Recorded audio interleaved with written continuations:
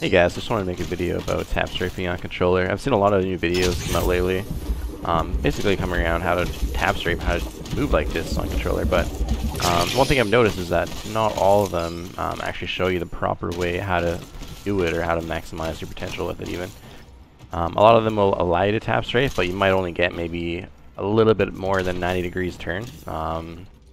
Something like that as a tap strafe, where people are going to be wanting to do 180s, things like that. So the very first thing you want to do is make sure you have Steam Apex. You won't be able to do it otherwise. The next thing, go to controller configuration.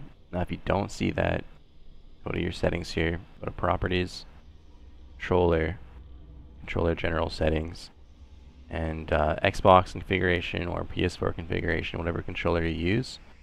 Make sure you have guide button focus Steam, press back, close out of here. If you still don't see it here, just restart stream completely. Once you open it up again, it'll be there. Click on it. Now, what I've seen other people do for their tutorial videos is they'll bind W and A, or W and D, or they'll bind W on your thumbstick here. Now, the problem with the thumbstick is basically no matter what you do, if you move left, right, back, forward, you're still getting the W bind, which will still keep you going forward, and it'll affect your movement in other ways. So strafing, looting, things like that, even just going through your menus will be affected, and it's not a good way to tap strafe. Honestly, it sucks. Another way I've seen is people binding their bumper buttons, and by doing that, that would honestly work fine, but they're also binding A or D to it as well, which isn't really proper tap strafing. It's more of like a fizzy strafe, which is something from Titanfall. Proper way and the best way that I found to do it is honestly using my D-pad, going to W. If you're on PlayStation, it might be easier having it on your lower key here. Sorry, I'm going to say upper key. But yeah, either way, you want it to be W here.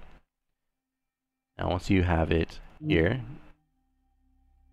you want to go to binding, W. Long press time, put that all the way down. Fire start delay all the way down. Fire end delay all the way down. Repeat rate all the way up. Hold to repeat on. Cycle binding on. Now a big thing to get even more movement out of this, not getting just a 90-degree tap strafe, is making sure you have long press also turned on. Now once you have all of this here, you should be good to go back into your game. So just one other thing I wanted to mention in your in-game settings is your controller button layout. So as you saw in the Steam settings, I had it bound to the upper key on my D-pad. So I want to make sure that's something that I won't ever really use. And for me personally, I never really toggle my fire mode, so I put that to it. I never find myself going to select fire. Yeah, so that's what I use for me. If you have a different button that you like to have more, feel free to use it. It's going to work fine. It's going to work the same.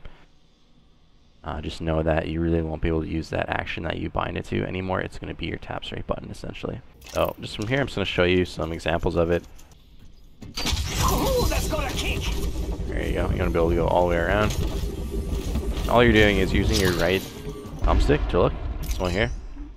Can't see it, but you know, I'm looking around, right? You want to be pressing your D-pad. Don't be using your left thumbstick at all. Don't touch it. And you're good. Tap strafe.